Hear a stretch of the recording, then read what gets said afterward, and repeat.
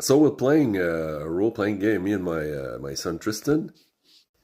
Yeah, we're playing a role playing game with papers here and multiple custom characters. The problem is that we do use a lot of paper for this, I guess. So someday we're gonna do that technologically with Google Slides or something like that. That would be very interesting. Yeah, and you drew all the maps and everything, and this is my character. Yeah. His name is Kantik, and he's a wizard. And Tristan made all the maps and everything. Like, it's pretty cool. Yeah. So let's do this. Absolutely. Oh yeah, I almost forgot. The name of the role-playing game that we're playing is called Gildov. Is it Gildov? Yeah, it's good enough. Whatever.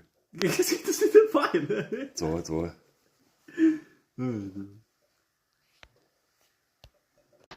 Extraterrestrial.